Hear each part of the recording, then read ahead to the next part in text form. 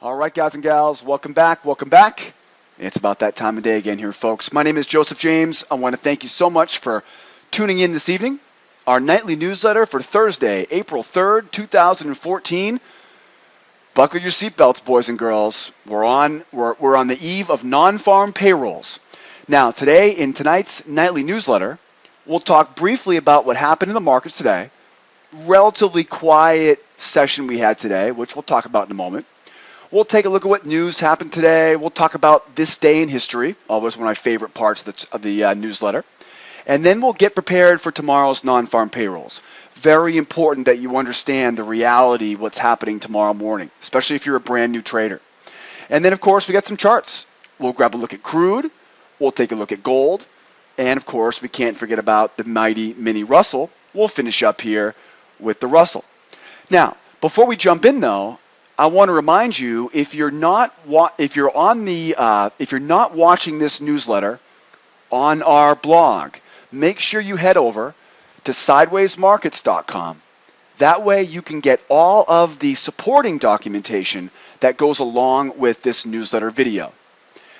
Also, I want to remind you that we have a free pass for you to come out and attend our live trade room. I would love to share with you more information on how I trade, why I trade, when I trade, what I trade. So come out and join us. I have a free pass for you to attend our live trade room. You click right there, get the information right on our blog. And then don't forget, if you'd like to get an email from me every time I send out our nightly newsletter, just give me your name and your email address right here on the blog over here at Sideways Markets. And that way you'll be registered for our nightly newsletter, and you'll get an email from me every evening around 8 p.m. Eastern Time. Now, I've got a very exciting announcement for you. You know me, I'm always trying to improve this for you guys, and I love your feedback, so send me your feedback. As of today, you can now click right there, and you can download all of the charts, all of the commentary, everything you see right below this video. Just click right on this link here that says click here to download all of today's newsletter content, including the charts. All right, and you'll be able to have a separate download, which you can then use along with tonight's video. So take my advice. If you want to follow along with the video and have the charts right next to it, click that link right there, right below this video, and you can download from SlideShare. All right, market reflections from today. Very quiet session here today on the eve of non-farm payrolls. This is definitely not your average non-farm payrolls. We've got concerns in the U.S., we've got concerns in Asia, we've got concerns in Europe. Right now, the big reason why everything really slowed down this week ahead of non-farm payrolls is not because of non-farm payrolls itself, but it has a lot to do with what's happening outside of our country, as well as some comments that were given to us by our Fed chairperson, Janet Yellen. So we're interested to see what this non-farm payroll report is going to be tomorrow, as well as how the markets will react. Now remember, this is the biggest news event that we get. This is the biggest report of the month. So this is going to set the tone for the rest of the month of April. Crude today. Now, crude oil, we were wondering what was going to happen on crude. Crude pushed higher today, right back up to the 100 big round number. Seems a little bit obvious, right, that crude has taken shelter here around this big round number at $100 a barrel. Very typical range today, 140 ticks, and a closing print just above 100. So taking a little bit of shelter there, resting around that 100 level ahead of tomorrow's news. Gold, very narrow, very quiet today. Now, gold will be the most affected market by non-farm payrolls. So that's why you're seeing it moving a very small amount today. Only 100 ticks of range today. A very narrow range on gold. And then mini Russell. Russell actually was the big mover of today. Had a pretty wide range. What happened was we saw the price moving up all week on the Russell. And it was classic. It was classic. Now, I'm not sure if you remember last night, but last night's newsletter, what did I say? What time today? 10:30. So we knew that after 10:30 today, we'd have people leaving their desks, right? Just pretty much getting out of the way ahead of tomorrow's non-farm payroll. Well, sure enough, if you look at your chart, we were watching it today right at 10:30. And right at 10:30, what happened was it dumped. And after looking at the volume analysis, which we'll talk about a little bit later on in this newsletter, looking at the volume analysis, it was very easy to see it was profit taking. So basically, at 10:30 this morning, equity traders, right, we assume they were buyers, took their profit, right? They took profit on their longs. That executes a short trade. Well, that pushed it about halfway down. And then we assume the rookies and the retail speculators pushed it, right, for the rest of the move lower this afternoon. So profit taking leads to a relatively wide range, but it was pretty obvious what was really going on there on the Russell. So again, very quiet session there today here in the U.S. session. News today. Now, we did have 3 very important news reports. At 8:30 this morning, we heard from international trade. The trade deficit widens. Now, when the trade deficit widens, what this basically means is that we are importing more than we are exporting. Now, that shouldn't come to any surprise here. Anybody who's been around in the U.S. for more than a few decades knows that we're a country of consumers. So we are going to be importing products. Now, what's very interesting, though, is that they showed a remarkable drop in exports during the Olympics. Kind of interesting how the Olympics were affecting our international trade so badly, but clearly everyone was distracted by the Olympics. This lowers the first quarter GDP expectations, but really, in my opinion, having a trade deficit that widens, meaning that we are importing more than we're exporting, it just goes to show that our emerging markets, their consumption is way down right now. In fact, if you follow that little hyperlink right there, you'll see a graph on Econoday, and they do a very good job at showing you that over the past few years, the amount of consumption outside of the U.S. has dropped significantly. 8:30, we also heard from jobless claims. Now, jobless claims kind of takes a back seat this week because we have non-farm payrolls tomorrow. Jobless claims is how many people are filing for unemployment benefits.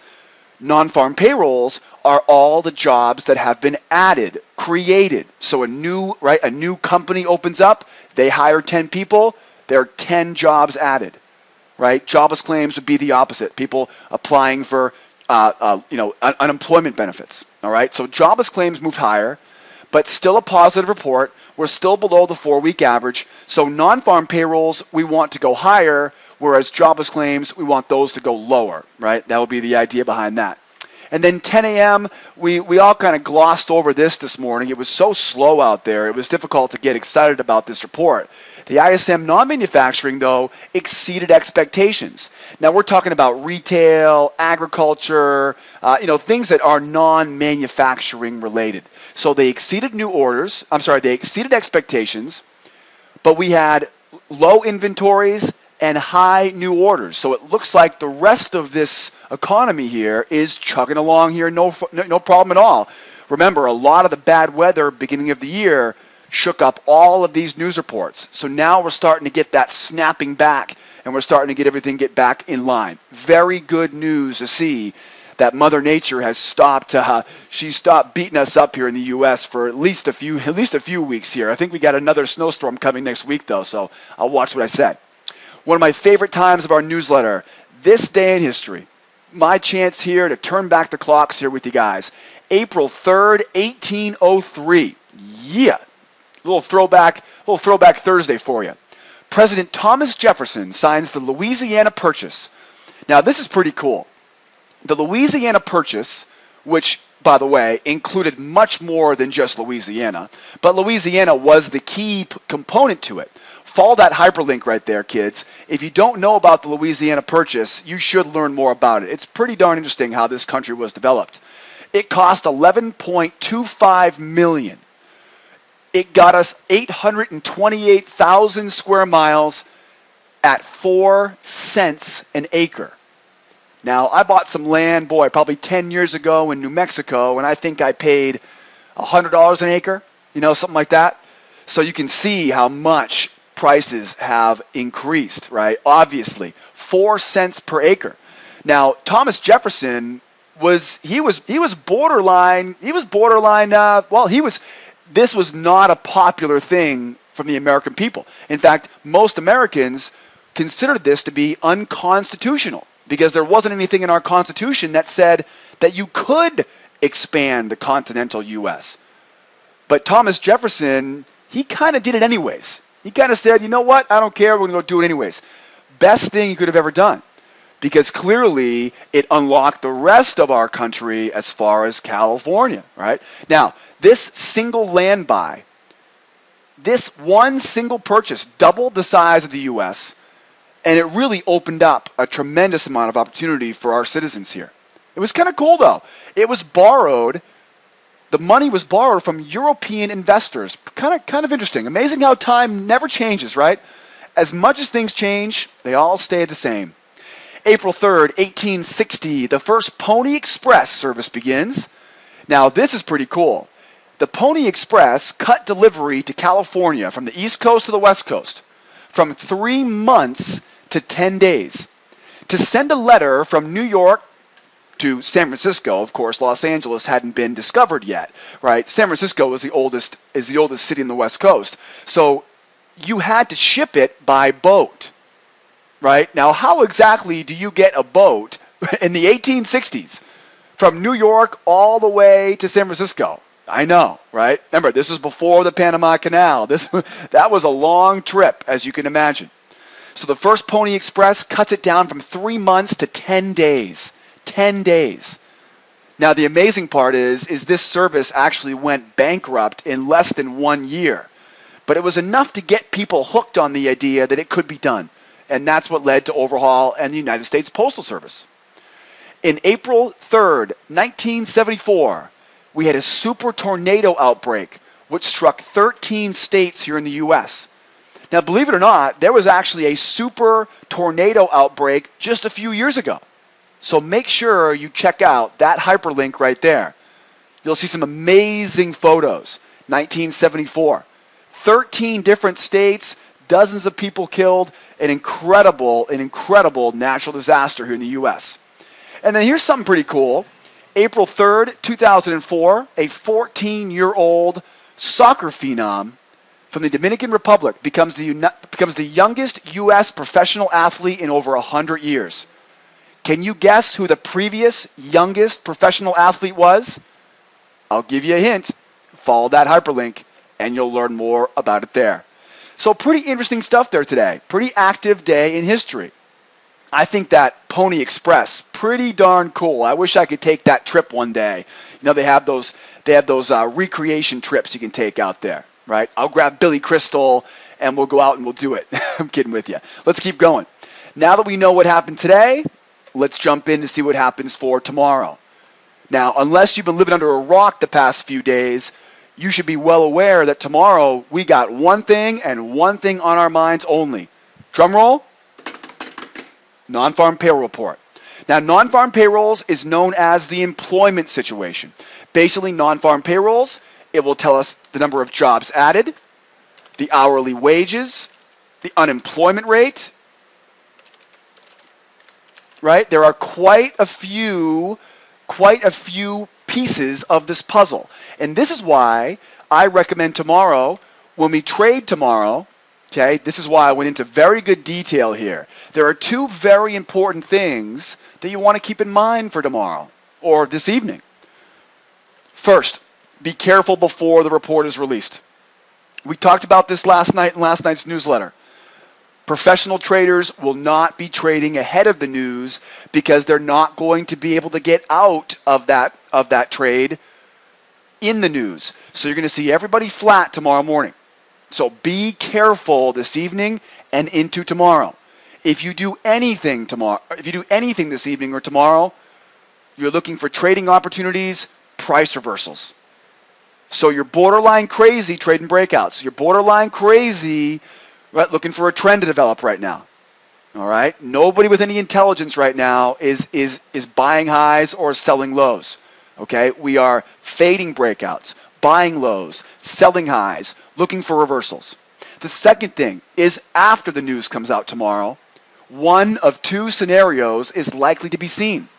First of all, if the news comes out tomorrow as expected, the news will have already been priced into the market, which means that we will likely see a very quiet environment, almost like the calm before the storm. So we're going to have to wait 10 to 15 minutes tomorrow morning if the news comes out as expected. If the news comes out outside of expectations, then we're going to catch everybody off guard. It's going to be violent. We're talking bloody violent. So be careful if the news surprises everybody tomorrow. Guys, either way you slice it. Either way you slice it. Tomorrow's news is the most important news we get. But we need to be patient. If the news comes out as expected, we will wait 10 to 15 minutes to see where the market makers want to take it.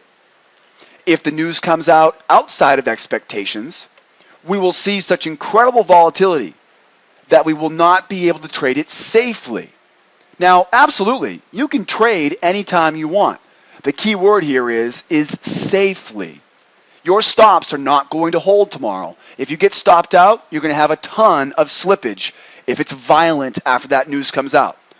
So whether the news comes out as expected or outside expectations, whether the reaction is a sleeper or if it's violent, we will be waiting 10 to 15 minutes after the report tomorrow morning.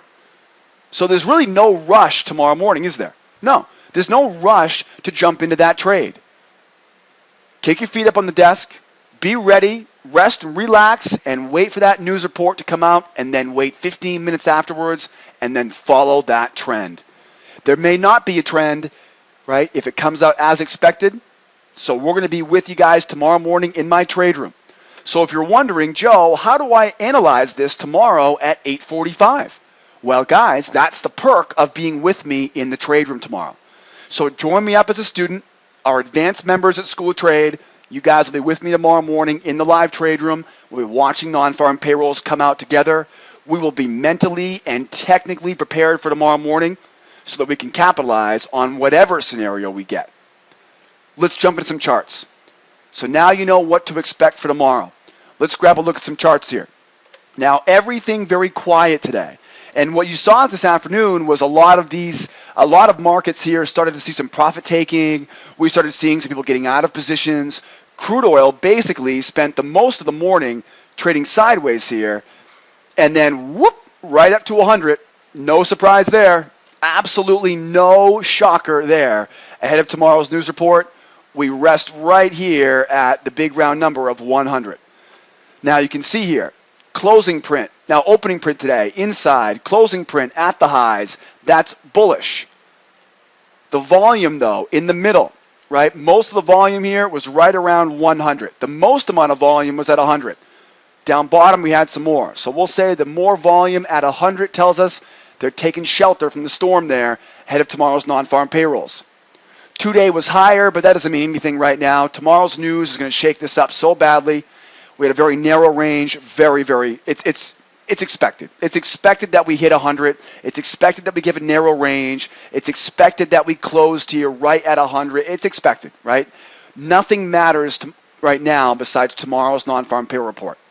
Now, one thing that I want to point out on this chart, and this might end up being the most important information for tomorrow. Previous week high, previous week low. I think these are going to be the most important things we get for tomorrow's price action. For example, if we see price tomorrow take off to the upside, we know where we're going. We're going to 102.24. If it takes off the downside, we're probably going to get hung up here at the previous week low. We go below it, we're off to the races selling short. I really don't want to try to speculate right now on what our trading opportunities are going to look like tomorrow because I have no idea where we're going to open tomorrow at 9 o'clock on crude. The news comes out at 8:30. So literally, tomorrow morning, we're going to come into our office, open up our trade room, we're going to set up all of our charts together, have a completely open mind, and then after 15 minutes have passed by after that news comes out, then we will make an educated decision. We'll update all of our support and resistance, we'll find the new trend, and we'll follow the new trend tomorrow morning. So very difficult for me to project what's going to happen tomorrow morning because, again, I'd be lying to you right now if I told you I knew. Here's our 64 anchor. You can see here right in the middle of that range. Now, guys, this is what you want to be prepared for tomorrow. Find levels above you and below you. See, the best way to prepare for a day like tomorrow with so much unknown is to anticipate it going up, going down, or going sideways. So think about this. What if it trades sideways? We sit on hands right on top of 100. Buy lows, sell highs, use the 100 as your target, right? So buy lows and sell highs around 100 if it goes sideways tomorrow. If it goes higher, I've got 103.07, 103.85. I don't see us getting to 107.30 tomorrow, but hey, I can't say never. This is crude we're talking about, this crazy animal. So it could go to 107.30. It definitely could.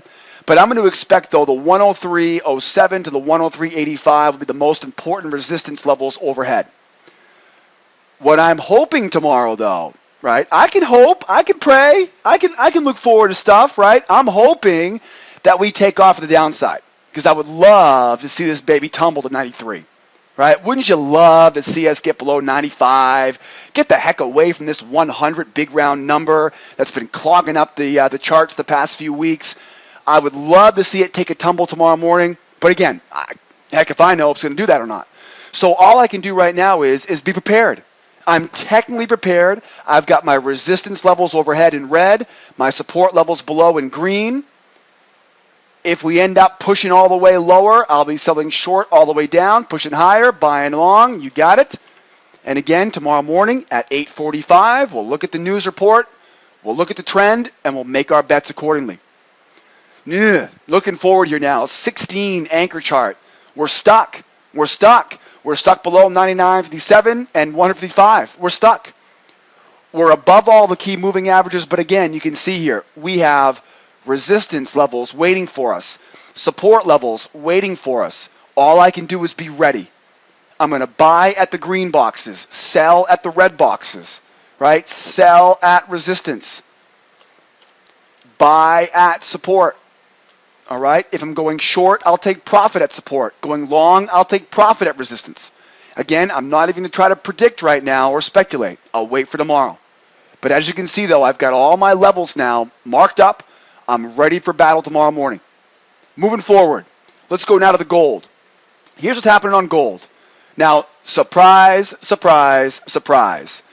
Now, you can see here we got Thursday, Wednesday, Tuesday, Monday. This is our range, right? Here's our range. There's the weekly range. We are, bam, right smack dab in the middle. How cool, right? How funny, how surprising. Yeah, this should not be a surprise, okay? Gold in the middle, crude at 100, shocker, right? Ahead of tomorrow's non-farm payroll. I think the most interesting thing, though, right now is the fact that we are sitting here right on top of last week's low, right? There's Friday's low right there. Now, guys, this is a very important clue because this tells me that just a little bit of a nudge in the right direction, and we're going to go right back to tumbling again lower on gold. If this non-farm payroll report comes out bullish for the U.S. dollar, in other words, if we get more jobs added than was expected, this gold is going to take off the downside. And if it can get and stay below the prior week low, we get a nice big sell-off coming our way tomorrow morning. Again, I'm not going to make any assumptions right now, but the fact that we're sitting right on that prior week low tells us that we are bearish. But we just have a bunch of sellers right now that need to put on the big boy pants and get to selling. But they need to see what that news looks like tomorrow, right? So it looks like the sellers are ready to pull the trigger, but they're not quite there yet. And I can't say I don't blame them.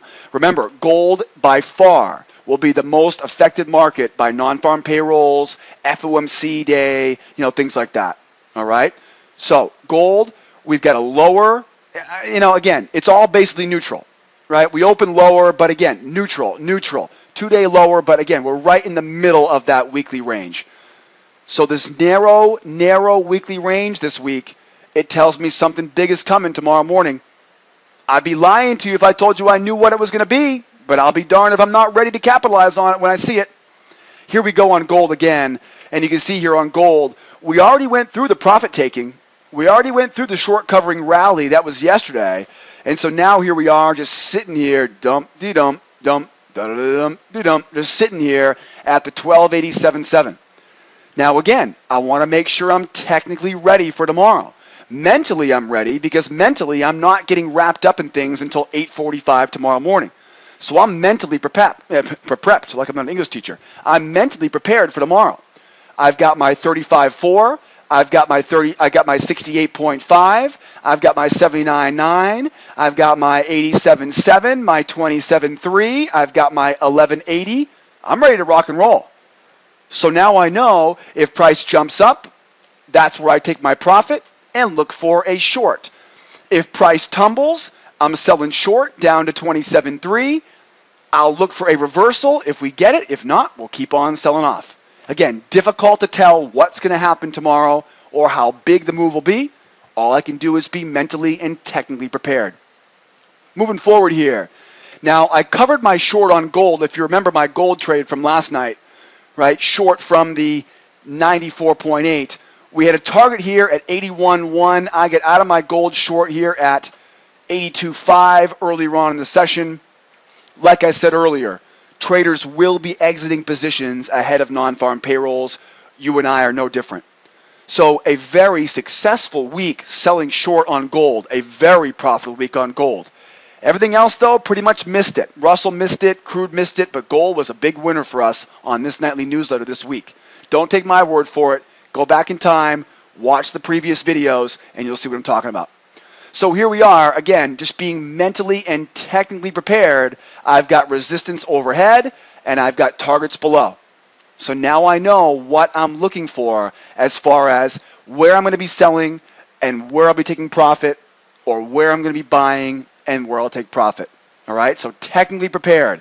I couldn't tell you if we're going higher, lower, or sideways tomorrow. But if we go higher, I get above that resistance. Again, we'll watch that 64 anchor. We'll come back tomorrow. Once the news comes out, we'll readjust all of our levels, make sure we get everything under control, and we'll follow that trend and be ready for the action tomorrow after the news comes out. Moving forward now to the mighty mini Russell. So basically, the Russell was a victim of profit taking today. We had, Thursday, Wednesday, Tuesday, Monday, right? There's last Friday. So it all started over the weekend. Monday and Tuesday, we called some monster winners for you guys in this newsletter, buying that Russell. Well, this was pretty easy to see what happened today. Right at 10:30, right after that morning session started to come to a close, you could just tell. The bottom fell out of it, and it just collapsed. Now, when you look at the volume print, look at the volume here. Zoom in here now on the volume. Now, if we had just collapsed, there wouldn't be any volume here. This would be what they call a B formation, right? The letter B. Okay, the opposite of the letter P, right, which would be a bullish clue. So, but basically, though, we did spend the first hour at the highs. And we watched as those buyers tried to push. They tried to push. They tried to push. And then, of course, what happened was right at 10:30. I mean, it was literally on the nose, right at 10:30. All of a sudden now, the market just died, and we saw profit taking. Well, of course, you know how it goes. It's real low volume. The market moves a little bit, and then all the rookies, all the retail traders, all the kids jump on, right, trading off their cell phones. So we know that the rest of this move was just a bunch of speculators just having a good time with this on the way down. All right, I can definitely tell you it wasn't any big money traders. It wasn't any institutional size traders. This is just all speculative short selling. And again, if you look at the range here, you can see we're now, we're still in about, we'll say the upper 2/3 of that range.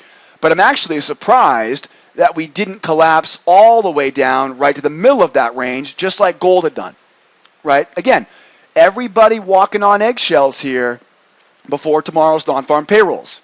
So, of course, we had an opening print at the high, was bullish, closed at the lows, volume at the lows is bearish. But again, I can't use much of this right now. It's interesting, but we know why the price moved lower. The price didn't move lower because of some external stimuli. It moved lower because the buyers didn't have any confidence to stay in this position ahead of tomorrow's non-farm payrolls. Pretty simple. Now, just like on crude, look at the previous week high, and look at the previous week low. Could you see this short coming here tomorrow? Yeah. So be ready for those sellers. Don't say I didn't warn you. 1141.1. That's going to be your price magnet. If non-farm payrolls comes out lower than expectations tomorrow morning, we will see these E-minis. Most likely they will drop, and they'll drop pretty quick. Now again, I'd be lying to you if I told you that I was confident about that, because we have to wait for the reaction. But if we get a lower than expected non-farm payrolls, it should have a negative impact on the equity markets, right? Fewer jobs, less confidence, that should have a negative impact. I'll have to wait for the reaction, but I will be keeping an eye on this prior week low down here at 41.1. And of course, the prior week high. The big thing you want to remember about the prior week high is if we get above the prior week high, we are off of the races here, back to that 1,200 big round number again. All right, wait for the reaction tomorrow, though. As you can see, though, we get a big wide open space down there, back to the 1141. All right, that might be the big money tomorrow morning. This was incredible to see these buyers here on the Russell kept trying to push higher here. We talked about this last night, right? How there's no way you want to buy at these highs right now. And of course, no wonder the price came off these highs. It collapsed off the high of that wedge. So nothing new here. We pretty much expected that to happen today, as we talked about last night in the newsletter. Again, all I can do, though, is just be ready to react tomorrow morning. I have resistance here, 1,294. I've got 1208.4. That's the all-time high. I've got 66.1. I've got 51.8, 41.1, and 1102.5. I can't imagine we get all the way to 1102.5, but I would definitely imagine, though, that the all-time highs, as well as this area right here, 1141.1, that's probably going to be within striking distance for a big move tomorrow. Now, again, we may not get these big moves. We may not. I don't want to make it sound like I'm guaranteeing some monster move. We may not get much at all. Again, if it comes out within expectations, we probably will not get a very big move. But the reality is we have to be prepared for whatever this thing throws at us. So be ready for it. And then last but not least here, guys, we're trapped here between these two moving averages on the 16 anchor. I've got resistance here overhead. I've got support levels below.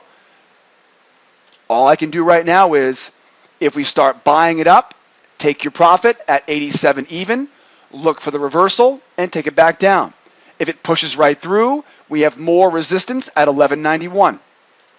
If it collapses, we've got 1166 and 1151. So we have all the levels we need. If it collapses, we're selling short. I'm using the green boxes as targets. If it runs higher and we're buying, I'm using the red boxes as targets. I want to stay the heck away from this area right here. Trap between these key moving averages on the anchor charts. All right, guys. That does it here for me this evening. A relatively quick rendition of tonight's newsletter. Don't forget, right below tonight's video, you can download a copy of today's content, including all of my charts and all of the information I've discussed today. Don't forget to send your feedback to me. I'm JJ at SchoolOfTrade.com. Don't forget to join our free trial. That's right, I got a free pass for you guys as part of your free trial. And remember to join our nightly newsletter mailing list. From the entire team here at School of Trade headquarters in Los Angeles, California, that wraps up our nightly newsletter here for the first week of April. I will see you guys here on Monday evening. I do not do my newsletter on Fridays, Monday through Thursday. You guys have a fantastic evening. Be careful, be safe out there tomorrow on non-farm payrolls, and have a great spring weekend wherever you happen to be on this great planet of ours. Once again, signing off here, my name is Joseph. Thank you so much for being here. Remember to learn it so you can earn it. And don't forget to tell this about a friend, right? Make sure you share this with a friend today. We'll see you guys on Monday. Adios, amigos. Bye-bye for now.